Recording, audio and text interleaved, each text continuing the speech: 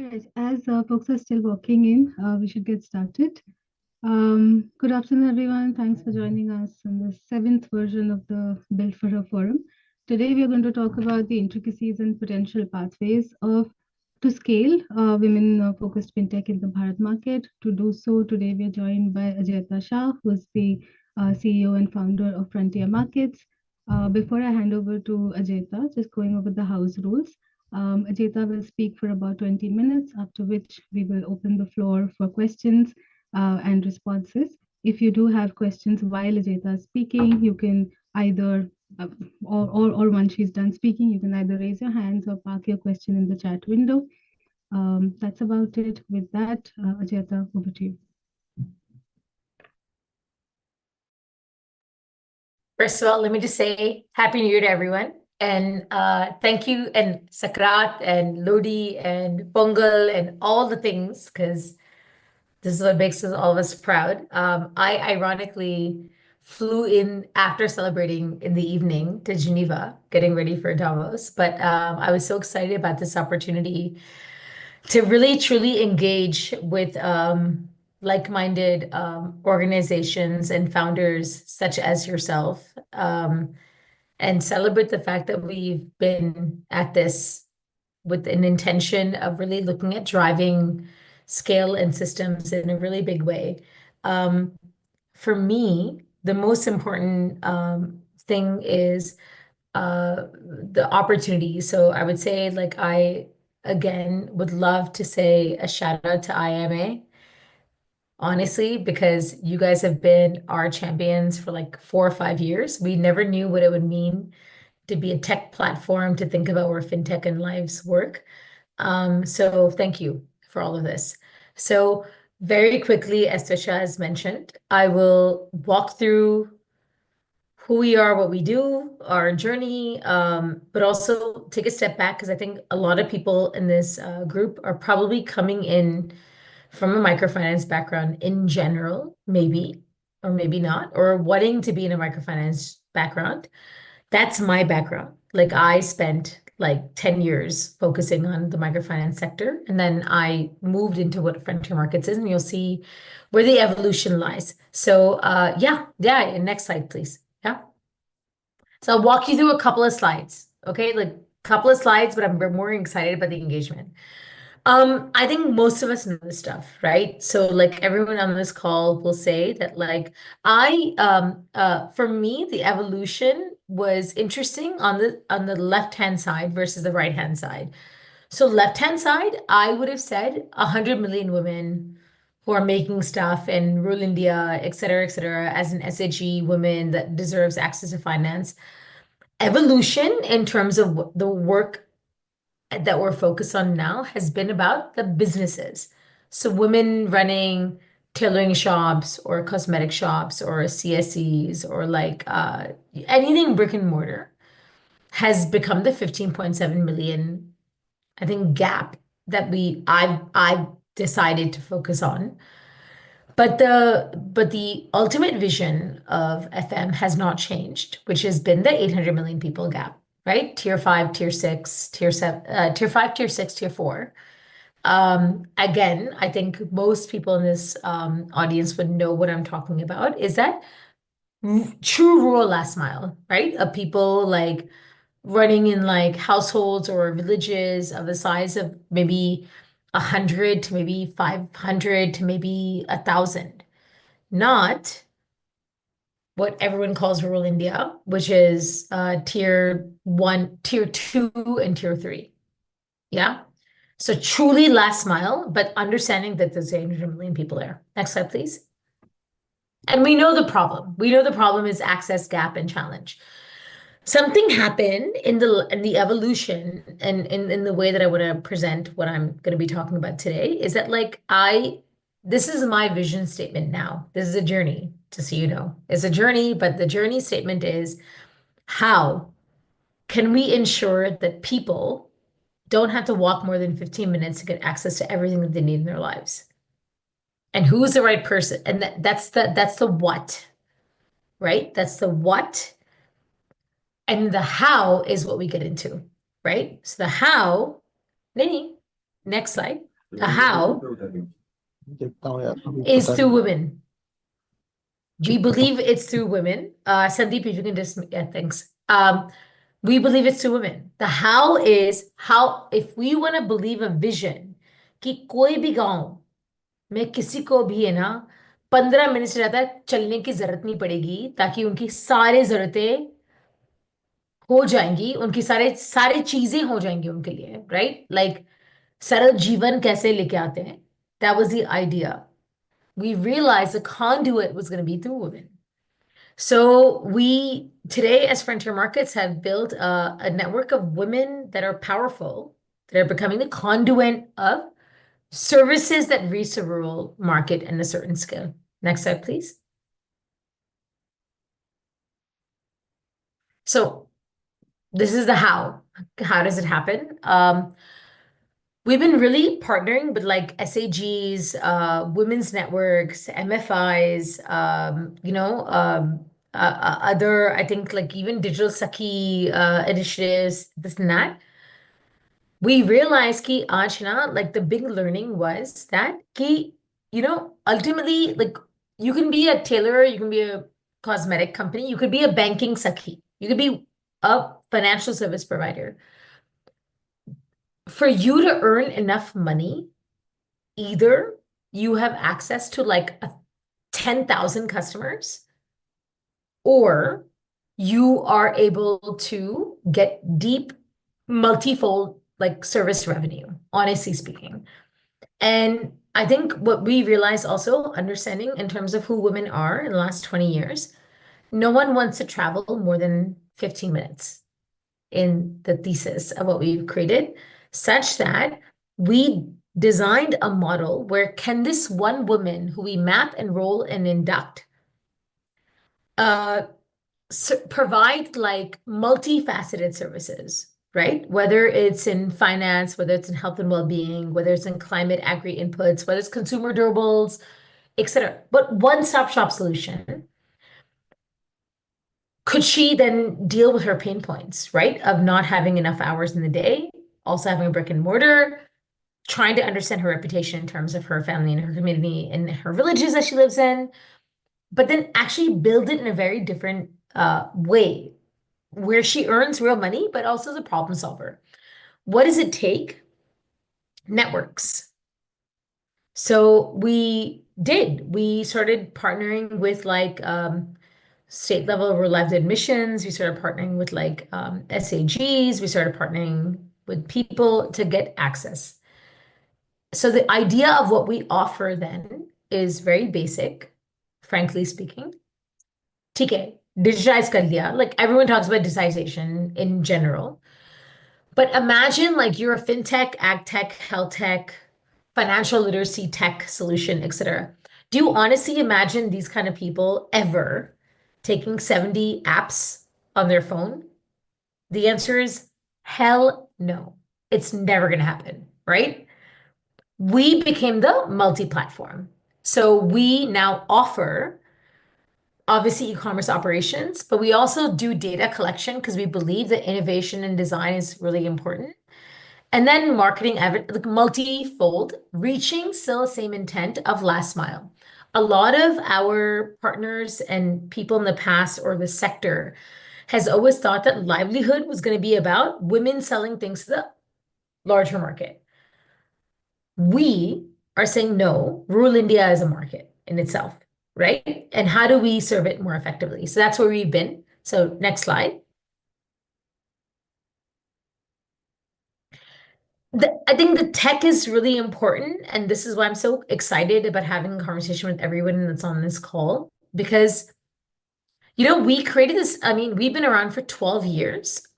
We only created tech when we were in like 2018, 19, when 5G, 6G, 5G made sense, or like, like obviously digitization, demonetization in India happened the way that it did. But point was, we designed these tech apps with our women. This is the first ever designed by women for women AI-enabled platform. So a lot of times you start thinking about like, okay, what do we do? So every time I meet an organization that is interesting, that does a good solution. You can be a wallet, you could be a bridge to financial services, right? As like a Wonderlands, for example, as a hub, or Discovery as an example for insurance, etc. We see you as a conduit of the best solutions, but we bridge it into our platform. And I think that what's been interesting about our platform is that we've been able to say that like we can handle close to like 200, 300, 400 integrations, no problem, because our intention was to be a platform, not to be the solution on its own, in its own back, if that makes sense. Yeah, next slide. Next slide, guys. Yeah. Okay, great. So, no, slide before. So, impact perspective, I'll tell you, very simply put, like, and this is where it's cookie cutter. And it's one of the reasons why I want to do this call this time versus last year or whatever, is because there's a cookie cutter model that we've built. We know, jaldi aao, get the right access to network of partners. What is your pain point? Their pain point is market linkages. Their pain point is digital literacy. Their pain point is entrepreneurial development and access. And then you can be an MFI that wants to give them more finance, or you can be a government institution, or you can be a fintech that wants to offer new products. But isn't there a base that needs to be created, right? To make sure that they're actually like de-risked, for lack of a better word, right? We've cracked this as a cookie cutter model. So this is what you guys are seeing. Income elevation journey, 6 to 12 months, guaranteed. Then the uplifting, then the uplifting, and then the unlocking is, I just wanted you guys to see that as a perspective of how we think about what we do and how we do what we do. Next slide. So yeah, we've done some great stuff, right? We've 35,000 plus women entrepreneurs. We're in 5,000 plus villages. We've helped reach over 1 million families. 100 million plus solutions have been there. Money is there. Like we're profitable. Like it's a great story, right? Like I said, though, it's with partners and finance and thinking in the right way, because I am someone that fundamentally, being here for 20 years, believes that it's about partnership to scale, right? In the real way. So going to the next slide.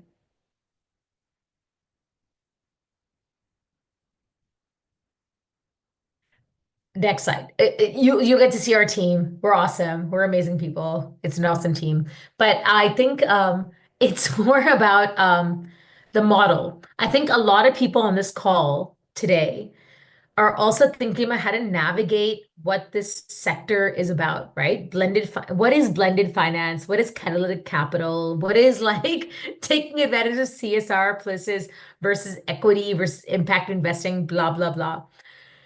In my 20 years, I've developed infra that actually makes a lot of sense to navigate unlocking the potential of all of this, right? So today we have a 501c3 in the US.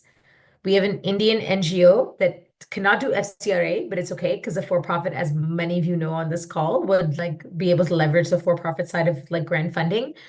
But it's about the right kind of capital, right moves. So if we think about the ecosystem that we've built, ecosystem is about like, look, you have a solution.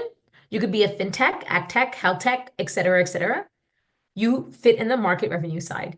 But actually, I also think you might fit into the channel partner side because you already have an existing network that could be amazing to tap in a different way. And then, of course, there's ecosystem partners, and of course, there's an entire structure. And so when I think about future forward, I think about how do we all collaborate smartly together to reach a very big mass in a way that makes sense. Next slide. Okay, so I won the Schwab Award last year. That's why I'm in Geneva right now. I'm about to go back to Davos, but I did make a big announcement. I wanted to give a vision for India, and this is the conversation I'm looking forward to having with all of you guys on this call. Big vision, right? 15,000 to 100,000. Kaise kare, right? And how and what, and does this make sense? Does this resonate? What do we see in terms of our own power, right? And influence and vision coming together. So next slide. So what we've done till this point is of the 100,000 vision, we went through the classic channels, right? Which would have been NGOs. And I'm sure a lot of you guys have gone through that experience where you go through women's networks and think about your fintech solutions and, like trying to like get into like SAG networks and whatnot. They're good and they're bad, right? We all know this. And they're great because of their presence. They're great because of their history. They're great because of their intention. However, they're not necessarily great in terms of KPIs, targets, systems, and whatever. And you have to keep thinking about how you build in a different way. But we've taken on these partners. They're amazing. It's a lot of capacity building, but I don't think it's enough. And I still think the 100K rural vision would be interesting. And then a side note on this slide, just again, as a talking point for everyone on this call, is that like, MFIs have come to me going, you're our de-risker, you're our financial controller. You could actually be the person that gives a loan for inventory capital for these working women businesses in a way that we finally don't have to question Hamara Paisa Kahan Gaya, right? Like where do we and so I'm just, I'm in this zone right now of thinking through like, okay, what can be in the way that we think about what can be. And then final slide. So this is the rollout of the vision, okay? We ensure that our women earn, honestly, at least 10 to 15% margin of any transaction they do. As a company, we earn net margin of like somewhere between 0.25, if not 1%. We don't care about the margin. We care about the asset that's being built in the right way. But we also believe it's an untapped opportunity to think about the services that all of us are thinking through. I always believe that social commerce and financial services would be hand in hand. Always. It's taken me a long time to crack it, to kind of get there. And so I'm curious to get your guys' take on this. And then, so we can end the slides. I'd say finally, I would just say that like, sure, we can use this one. Nini, it's okay. I don't think we need the rest. It's good. Actually, no, maybe go to that final slide. So this one is an interesting one to me, just again, to pick your guys' brain. So imagine if we got vanilla financing, right, of CSR coming in to build the capacity of these 100,000 women. And then we're also collectively unlocking the right data, the right access, the right information, whatever, of building her ability to then bring in what we're calling the catalytic grant funding, which is like, for us right now, it's been like people like JP Morgan and 361 Wealth and others who are saying, like CSR, I'll use it to like, I want recovery, I want unlocking, I want whatever. But I know as an NBFC perspective, as all of us know, how do you de-risk it, right? So like if we can de-risk that, but then also build the right pipeline of what you guys are seeing, which is the last piece, which is unlocking her ability to get then the right financial products commercially, right? Through like data, fintech, et cetera. So it's the direction we're going in. So if I were to say for this group, obviously open to 100 questions, but also like for me, 3 key areas. One would be, what do you think of the model in general? And I would love to get your feedback. Second is, how do you see this in terms of scale? And what do you think in terms of routes that we're looking at, not looking at? How would you see yourself? And then, of course, the third is going to be around the depth of what you all offer, considering you are fintechs, right? And it could be a very interesting way to think about synergy future building forward, if that makes sense. Yeah. Disha, I'm going to hand it to you in case I missed anything, but I think this was, yeah. Yeah, this is great. Thanks for taking us through all of this, Ajaita. I'm hoping there are questions in the house. I'm expecting questions from the house. If anyone has a comment or a question, please raise your hand and we could put you on the spot.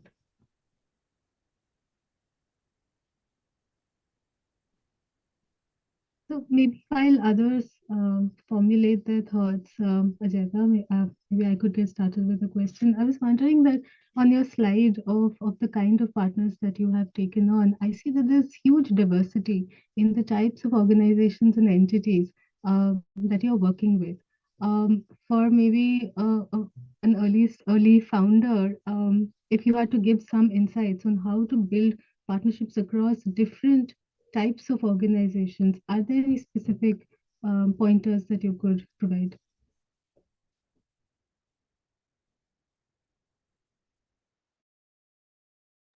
Sorry, I realized I was on mute. Yeah, fair. Wonderful. Wonderful question. Uh, I think two pieces of advice that I would give. One is when you're early stage, ask yourself why you want partnerships and are you ready for them?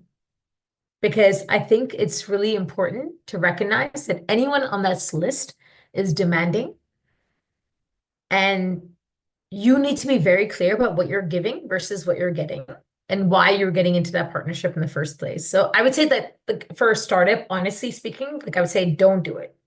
Please, like, don't. Like, don't go in thinking you're just gonna like partner with everybody, because you need to be able to be focused and understand like the purpose and like why and how and whatever.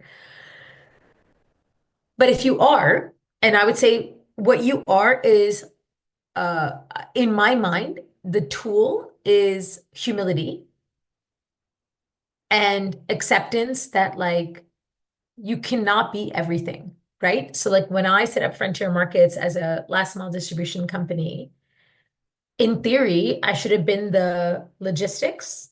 I should have been the social procurement person. I should have been the delivery person. I should have been the marketing person. I should have been the one that creates the sahilis. I should be like everything. When you build like what we have to do, it's insane, right? Like, how do you make money when you manage it all at a small scale, at a startup level, right?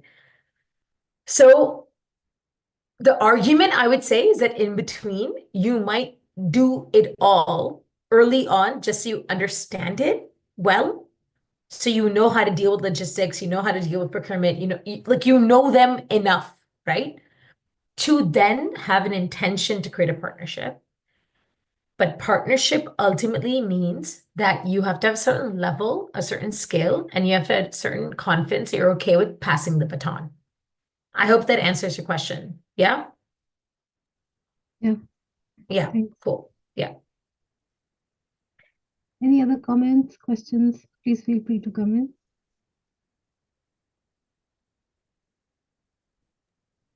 Tushar, if I may. Hey, Ajaita. Hi.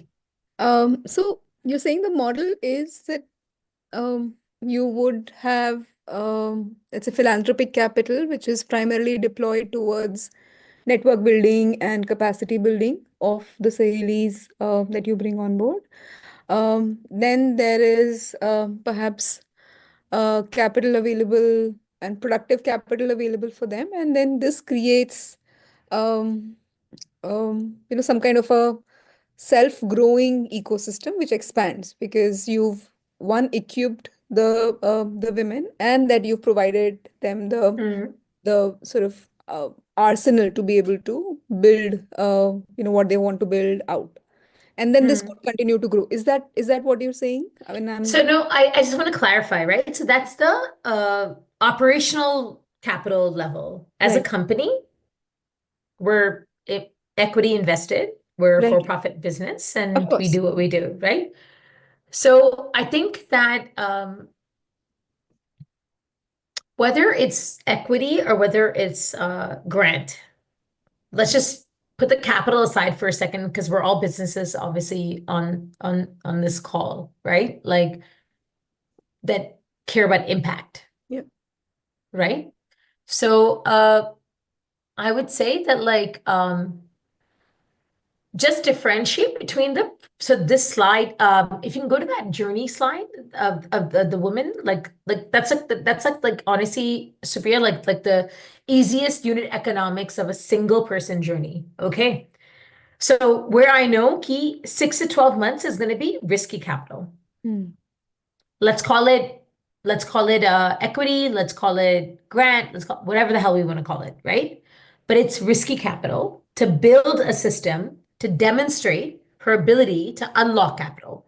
And that unlocking of capital is not my capital anymore. That's unlocking of like banks and financial services and blah, blah, blah, blah, blah.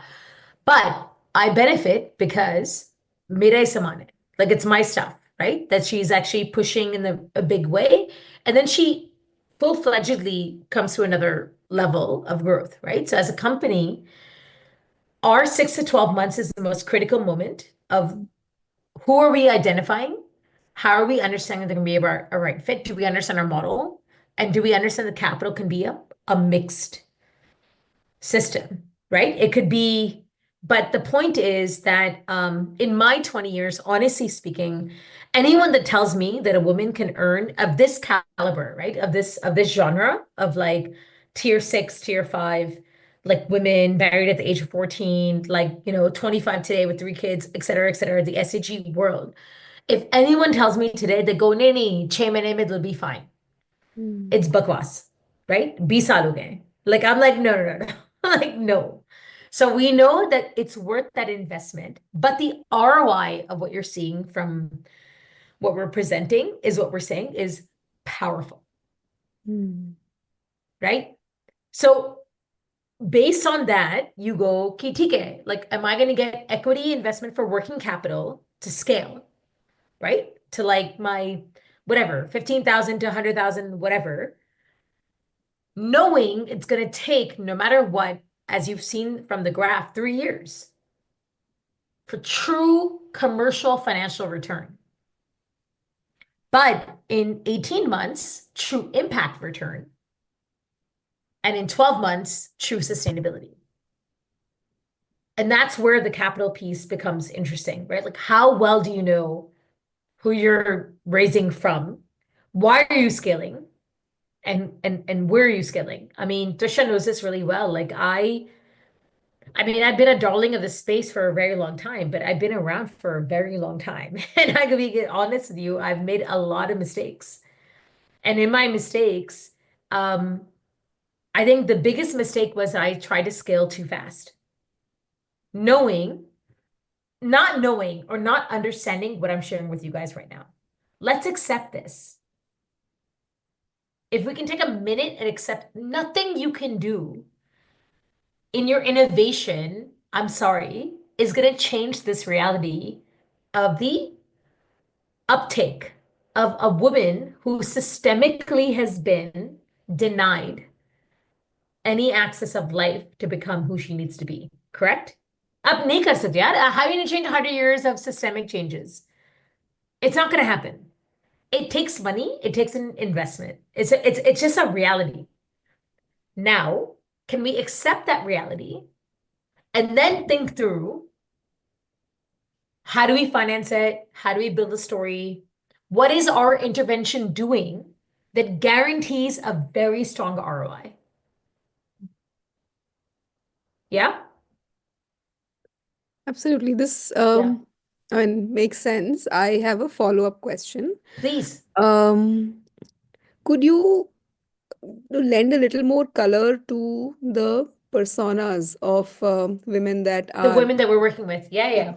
So we work in Rajasthan, Uttar Pradesh, and Maharashtra officially. We're in 5,000 villages. I said tier 6, and I say tier 6 and tier 5 because this is like last mile rural villages, average household population is probably between 150 to like 500 to 1,000 max. So it's really not your like Alvar and like, it's like actually last mile tier 6.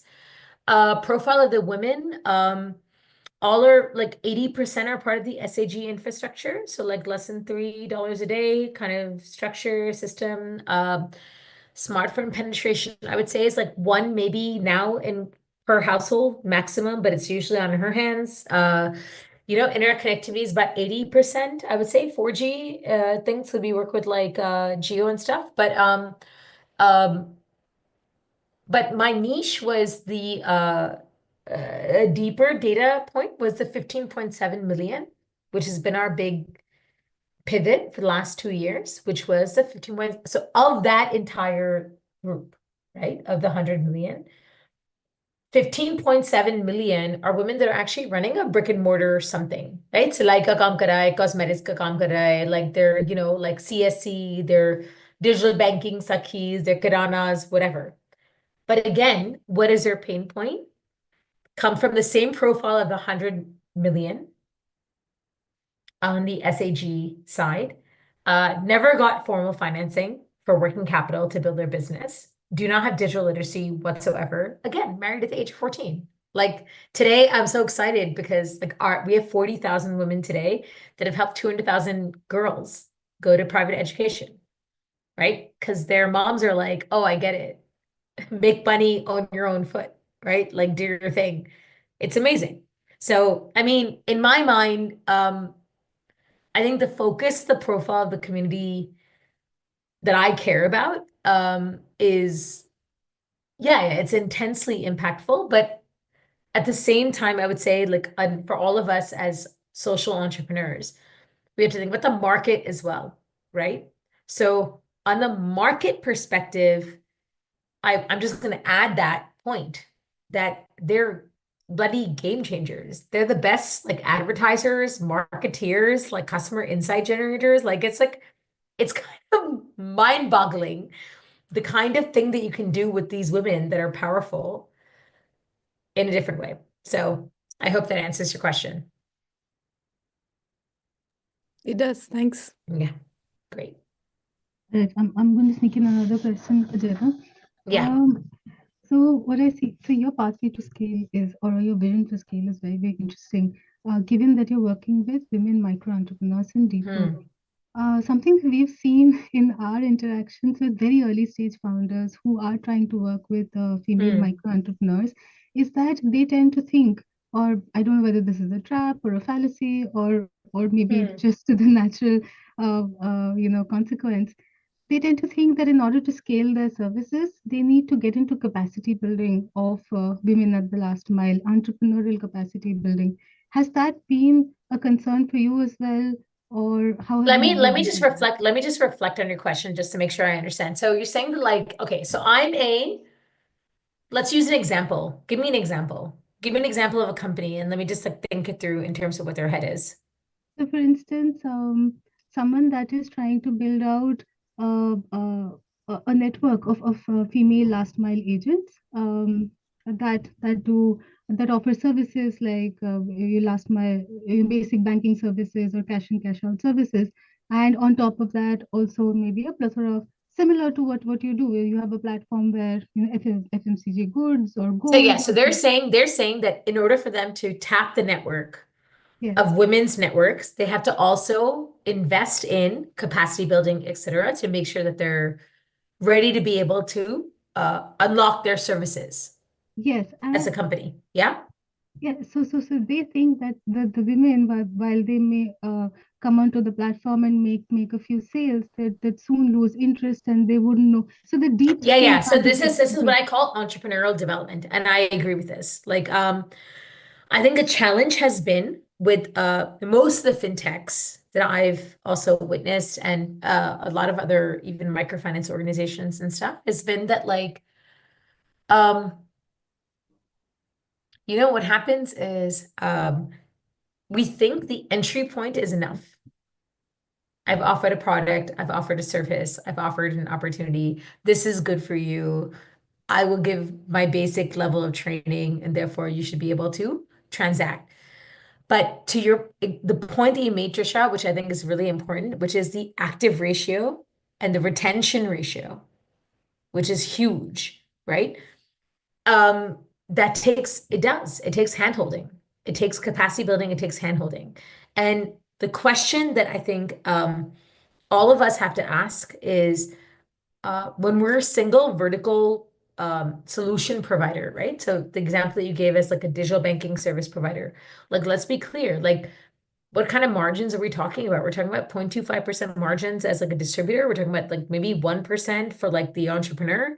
And then you're expecting them to then do transactions of values that are going to be upwards of 10 lakhs, right? For anyone to be significantly excited, right, about being in this business in the first place.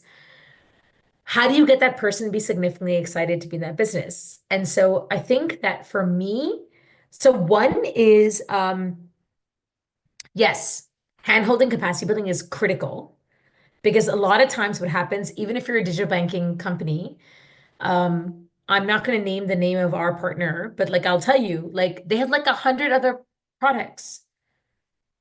We always get used to cash in, cash out, and like the basics because everyone knows it. But hello, they have 100 other products that are actually like awesome in our fintech world and better margins. But we've not done our job in handholding, marketing, and building the system. So I think it's inevitable. The question that every individual organization has to ask is, are you willing to pay someone else to do it for you? Because they're a multi-service platform. And therefore, what's going to cost you to get one customer will actually cost you 25% or 20% because there's four other people that are asking for the same in like a bigger volume perspective, right? So like I think platforms and aggregators have become a very interesting new maybe player in this whole ecosystem because you had financial services like banks, you had fintechs that brought in the technology, you had the women's networks that were like, connecting to like the people we want to access to, the NGOs or whatever. Who's in between that's aggregating everything to make it cost effective? So I think is an interesting play maybe there, right, for us to see. I saw there was a hand raised and there's a new message. So yeah, please. Yeah. How do you Akash was assess? So this Akash is was Rohan? hand was. Yeah. So I'm going to call on Akash because I saw his hand go up. Yeah, please, Akash. Yeah, go for it. So, thank you for your time, and this is really helping. So, I'm an early stage founder. I come from the wealth management side, Morgan Stanley, but I'm trying to solve a problem. So, I have created a AI based like a chat GPT. We call fintech GPT, and it's Hmm. generally decompose any financial products, which is in English and PDF. It's a come with the lengthy English terms and our tier two, tier three, customers, they really want to communicate in their original language. That's what we supported in our chat GPT. Like you can Hmm. literally ask and write question in your own language. That's the AI Hmm. model we integrate.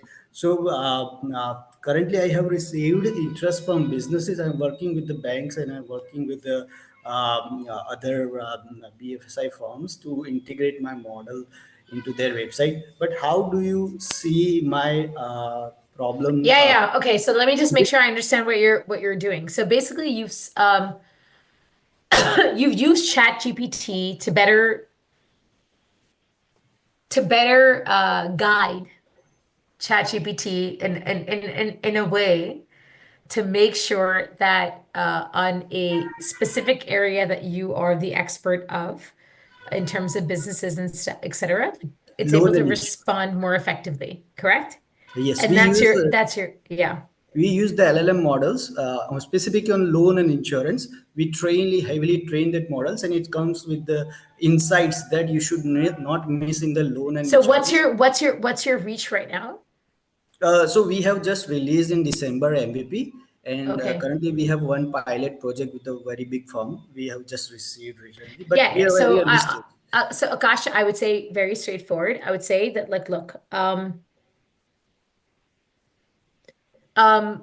some of the greatest fintechs and AI data solution folks have been like reaching out to like in this really crazy way across in like really big masses. And Tisha will be the first one to tell you that the half of them are probably a part of the BII IMA Ventures cohort. But point is that get your traction right in terms of because December, we're in January now, right? So like I would say like get your use case to understand how they're seeing it, get the right stats. I think the pain point that you're talking about is bang on. I think people are utterly, like, I mean, in fact, at some point, I might want to integrate your solution into mine. Because I do agree we need to be smarter. Yeah. People, like, everyone needs to be smarter about, like, like, all these companies come in with like insurance and finance and blah blah blah blah blah. But I'm like, dude, I'm not the expert. Yeah, I have no exactly. idea. I have Ex no idea. All I know exactly. is that, like, I have a network to a massive customer base, and I have an intention to serve them uh, with equity and justice, right? In the right way, which means that I think the tools that you're talking about are amazing. So I'll just give you an example. One that we did recently. Um, we just did an API integration with Axion that was doing something towards like a digital literacy, financial literacy product called Avante, where now let me put this in relationship perspective. What happens? They first come to me and go, I have the best product on earth. You should use it. Please understand I've been here for 20 years. So please understand that I smile very kindly and I go, cute. No. If you don't know my market, if you don't know who I am, if you don't know what we've done, no. I don't care. I don't care about your solution unless I'm convinced that you understand my market the way that I do in my 20 years, right? ठीक है, हो गया. Then they're like, haha, add the app. And I said, please understand, a rural woman does not want to log into 75 apps. It's never going to happen. Ever. Ever. Not a rural woman, a rural customer. Please, guys, like, no chance. Okay. So I said, integrate. Then they got scared. They heard integration and they thought, oh, she's going to own our thing, blah, blah. I was like, do you not understand what an integration is? Intentionality is to make it become a platform. Now, many organizations, when they first started, and I'm telling you, like, again, I'm lack of a better word, I'm an institution in what I do. So I will tell you that, like, I've seen it all. I've seen it all. And I remember seeing the best of the best fintechs and things getting created early days that sucked because they had no idea how to do an integration. Today, whatever solution that all of us are sitting at to kind of create as an outcome, what is our outcome? What is our goal? Isn't our goal like creating women, elevated income, changing the world of Bharat India, blah, blah, blah, blah, blah, right? So aren't we all coming up with our own innovations? Your innovation of what you're looking at in terms of AI, ChatGPT for insurance is a phenomenal tool, right? Question is, and Disha, I'm going to put it to you. We have so many insurtech companies, right? And health tech, insurtech companies. How do we merge these things, right? In a way to make it effective, is my point. Yeah. But before you go into the market in a big way, please aggregate your results. Yeah. In big numbers. Yes. Right? And think about your market very clearly so you understand where your money comes in. Does that make sense? Yeah? Yes, makes sense, Yeah. definitely. Okay. Thank you. Awesome. Yeah, yeah. Rohan, I guess we have 15 minutes, right? Actually, we have a minute. Oh, we have a But if you minute. could Okay. quickly take that question. Yeah, yeah. So Rohan, you said, Yeah, how do you assess hi, credit Ajaita. worthiness? Hi. Am I Hi. audible? Yeah, yeah, I can hear you. Thank you for this presentation. It was wonderful knowing about the breadth of work that you're doing. My question was specifically about alternative methods of basically measuring Yeah, yeah. credit I love this. worthiness. I loved your And question. I sort of figured that you probably have a lot of partners that you work with who have Yeah. different types of data models, alternative credit assessment methods. Yeah. So Yeah, how do you yeah. pick the right partner, and what are Yeah, yeah. things So that work or yeah, that yeah. don't work? So okay. So I love this forum, which is why I'm going to be very honest. I'll give you my honest, crass answer is that like I've learned all the messiness of credit worthiness as a industry in microfinance for the last 20 years, right? Like when I was in the microfinance sector. Uh, so all the fintechs that say will capture your data, will give you better credit worthiness, because I've been in the industry, Rohan, honestly, forever.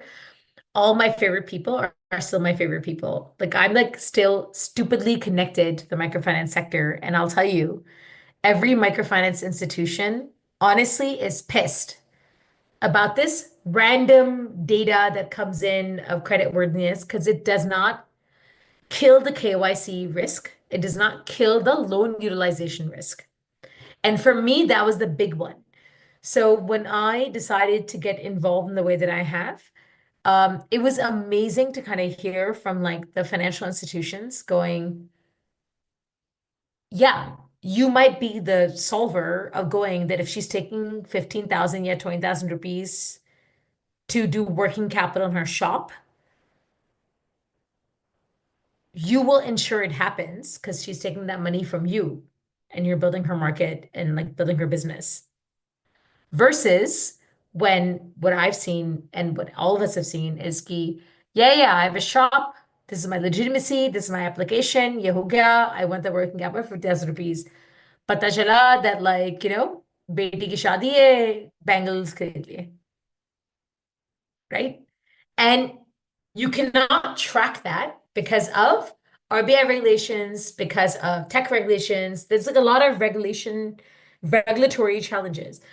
This, I honestly speaking, became my aha moment of going, well, crap, we actually can do credit worthiness because we are unlocking the credit for the businesses that we've seen traction based on what we're doing in terms of commerce,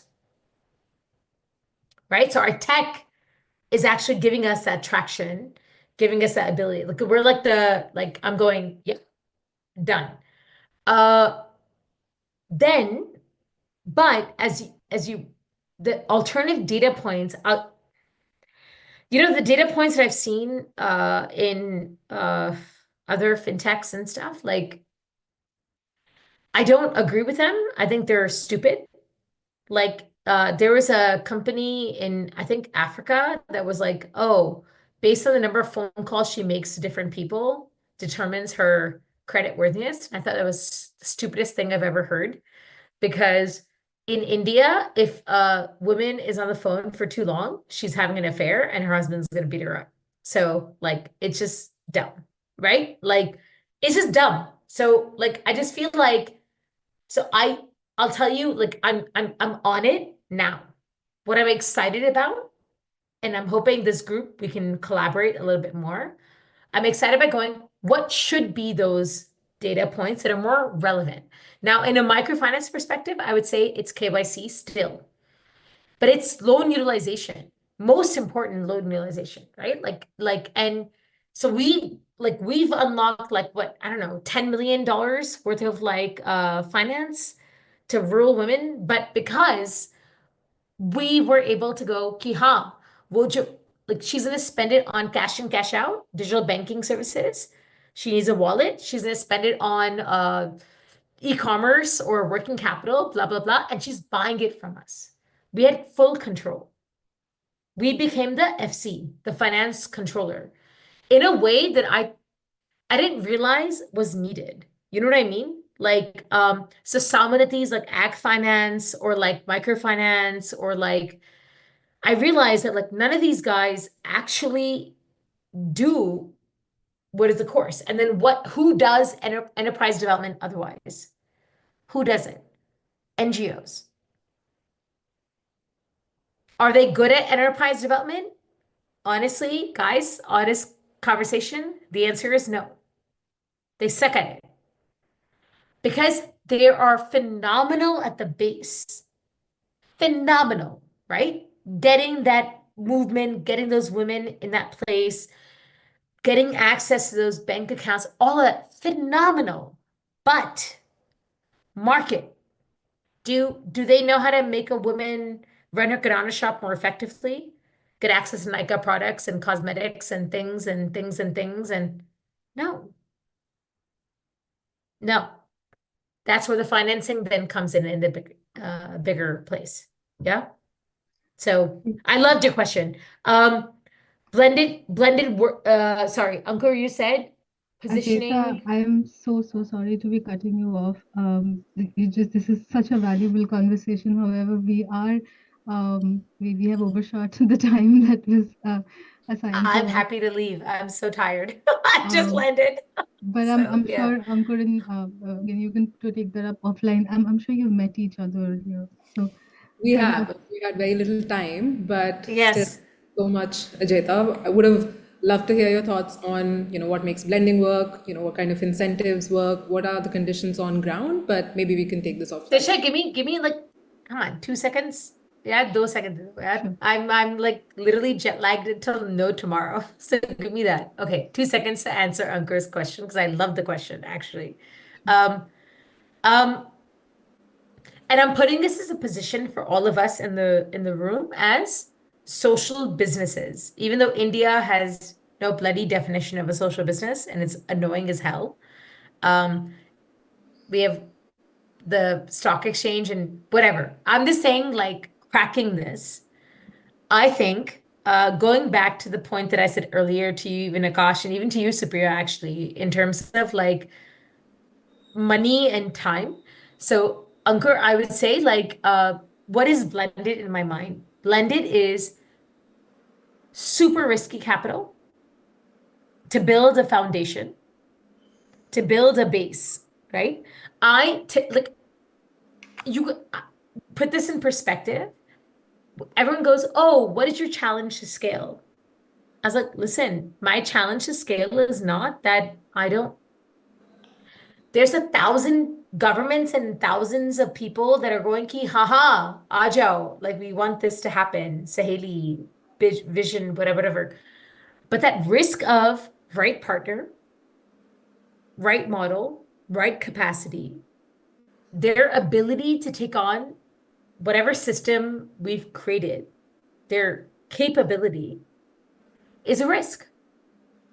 And that risk is large, right? And so that's where I think the blended piece comes in, which frankly speaking is de-risked intentional capital. So that slide that I showed of that journey of that girl, right? Like, I mean, that's the point, right? That's the de-risk. Now that could, in theory, be equity. Now, as FM, I would say yes. I would say yes. I would take equity versus de-risk capital because I'm in a place in my company where I can say for sure 3 years I'll give a awesome ROI. But now imagine startups and imagine like early stage no, hell no. Why would you ever say that, right? Like, no, it's taken me 12 years. So so I think like, but I do think that niche of capital innovatively is important, right? Then it in that and it's not crazy de-risk, it's not crazy risk either, right? Obviously you're betting on people that know their stuff, right? They just want the money to do their thing, ultimately.